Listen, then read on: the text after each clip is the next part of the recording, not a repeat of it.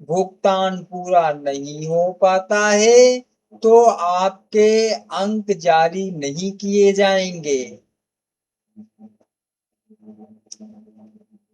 ETS reserves the right to aid, modify, or remove a payment method at its own discretion and without notice. All payments must be for the full amount due.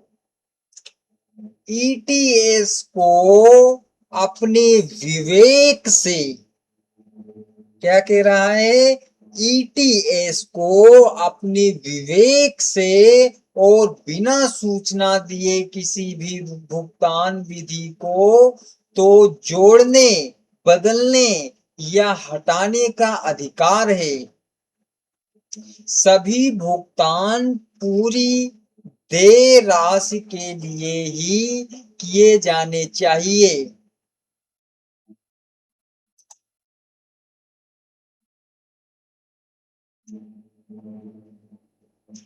All outstanding balances with ETS must be paid in full before you can register for any ETS test or order any service.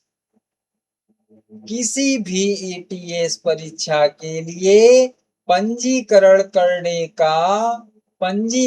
करने या कोई सेवा लेने से पहले ETS के सभी बकाया भुगतान पूरी तरह से आवश्यक हैं।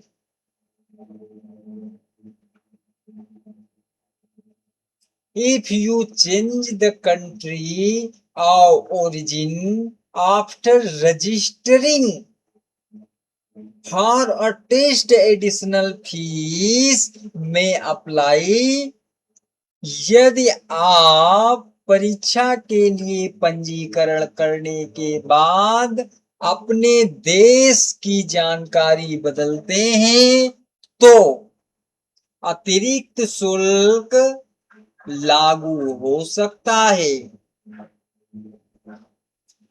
ETS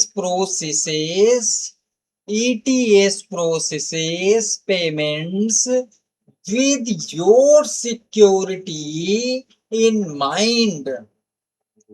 This may impact your online experience. ETS आपके भुगतान को आपकी सुरक्षा को ध्यान में रखकर संसाधित करता है। इससे आपके ऑनलाइन अनुभव पर प्रभाव पड़ सकता है। Visa secure, verified by visa, master card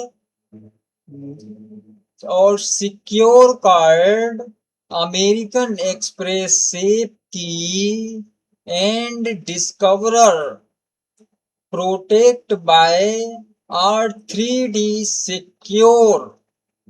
Online fraud prevention measures used by card companies as an added layer of security to protect cardholder account information. ये क्या कह रहा है? 3DS ऑनलाइन धोखाधड़ी रोकने के उपाय हैं जिन्हें कार्ड कंपनियां कार्ड धारक की जानकारी की सुरक्षा के लिए अतिरिक्त सुरक्षा स्तर के रूप में उपयोग करती हैं। आगे बढ़ते हैं स्टूडेंट। ड्यूरिंग द पेमेंट, क्या कहेंगे? During the payment process, you may be asked by your card issuing bank to verify cardholder identity by entering an authentication code known only to the cardholder and the bank. भुगतान प्रक्रिया के दौरान आपका card जारी करने वाला bank आपसे एक प्रमाणीकरण कोड दर्ज करके आपकी पहचान सत्यापित करने के लिए कह सकता है, जो केवल कार्ड धारक और बैंक को ज्ञात होता है। Failure to enter the required information or entry of invalid information will result in the sale being rejected. आवश्यक जानकारी दर्ज न करने या गलत जानकारी दर्ज करने पर भुगतान अस्वीकार कर दिया जाएगा। If you don't know your 3D secure passcode or password and you are not being given the option to enroll online in the bank's pop-up screen, then you will need to contact your bank.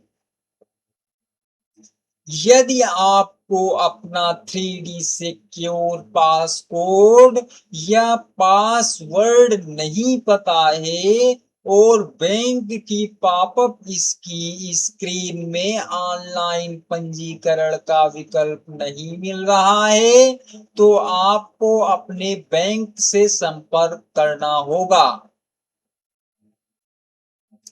Next देखते हैं student, rescheduling and cancelling by the test taker.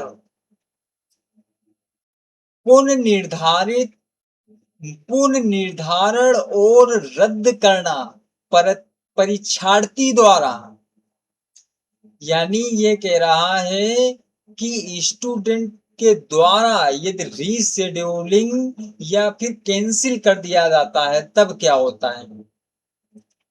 तो वही कह रहा है यहाँ पर, if you need to reschedule or cancel your test appointment you must do so at least 4 full days before your test date.